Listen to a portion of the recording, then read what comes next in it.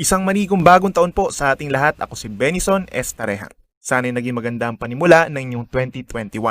Meron po tayong update regarding sa ating panahon.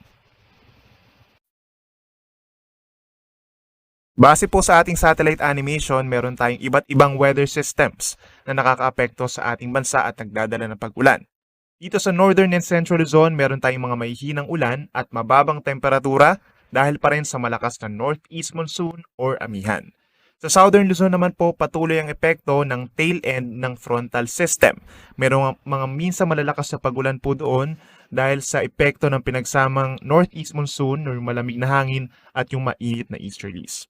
And talking of easterlies, ito po ay nakakaapekto sa ngayon dito sa bahagi ng Mindanao sa dami po ng moisture na dala ng easterlies.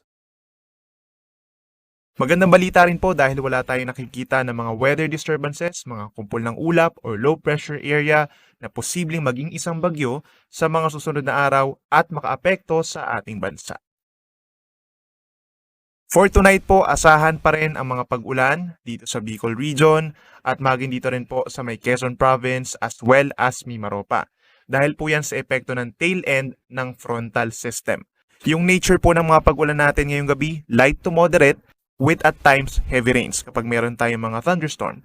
Kaya pinag-iingat po natin sila sa posibleng mga pagbaha or landslides. Dito naman sa parting Mindanao, particularly sa Caraga Region, Davao Region, and Soc-Sargen, meron tayong epekto ng easterlies. So as early as ngayon pa lamang po, may mga pag-ulan na nararanasan doon at possible din po lumakas kapag meron mga thunderstorms. Dito rin po sa bahagi ng Bangsamoro Region, ngayon din sa Northern Mindanao, ay meron mga pag-ulan, pero ito po ay dahil lamang sa mga localized thunderstorms.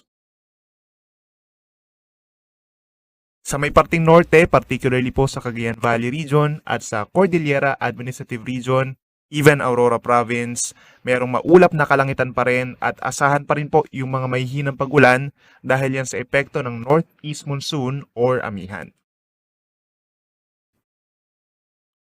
Panghuli dito po sa natitirang bahagi ng Luzon, including Metro Manila, partly cloudy to cloudy skies naman, so kita dito sa ating animation na matingkad na kulay blue. Meron lamang pong tsansa ng mga pag-ambon at ito po ay hindi naman nagtatagal. For the rest of the country, particularly dito sa may parting Western Mindanao and Visayas, partly cloudy to cloudy skies within the next 12 hours or overnight. Asahan din po yung mga pulupulong pag-ulan lamang or localized thunderstorms, walang kinalaman sa bagyo or low pressure area, dito po sa area ng Panay Island as well as Samar Provinces. Para naman po bukas, asahan po natin magiging maulap pa rin at may tsansa ng mga pag-ulan dito sa Bicol Region, Quezon Province, and even Calayan Islands sa Palawan dahil pa rin po yan sa tail end ng frontal system. Dito pa rin po sa may parting Cagayan Valley and Cordillera as well as Aurora Province, by tomorrow po meron pa ring epekto ng amihan or northeast monsoon. Kaya't asahan yung makulimlim pa rin na panahon at yung mahihinang pag-ulan doon.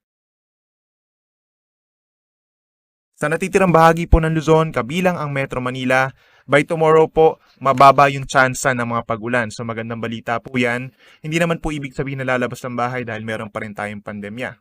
Mababa rin po yung tsansa ng mga pag-ulan dito sa may parting Ilocos Region, sa natitirang bahagi ng Central Luzon, as well as yung Palawan kung saan recently po nagkaroon tayo ng mga malalakas na ulan doon.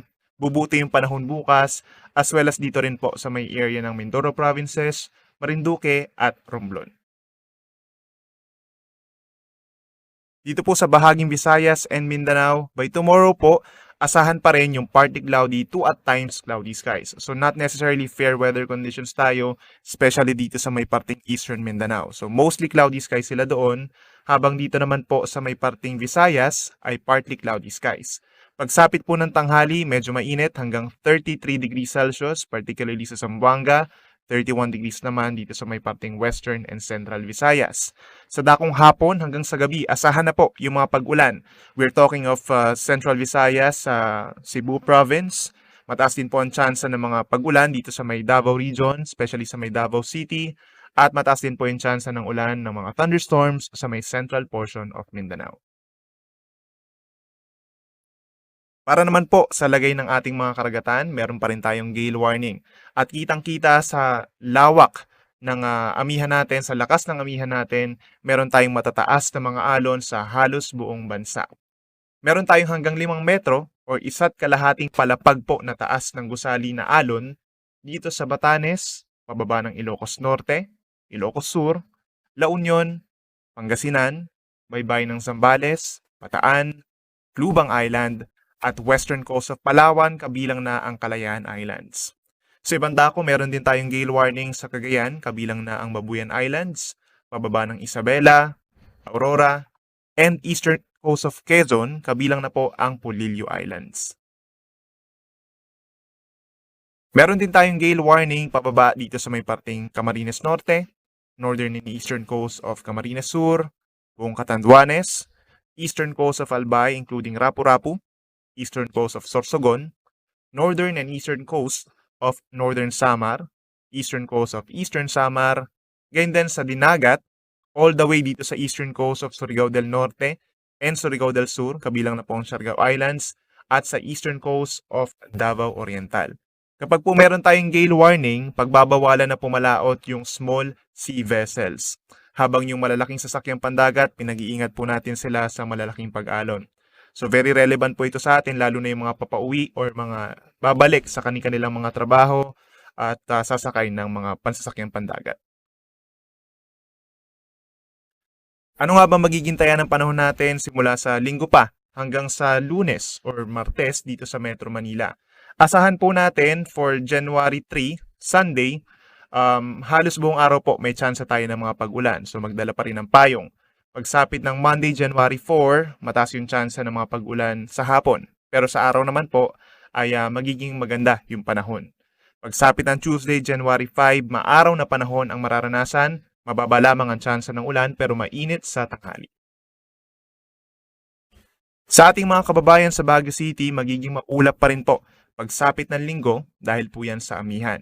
Kasabay niyan yung malamig na temperatura, maring bumaba hanggang 12 degrees Celsius.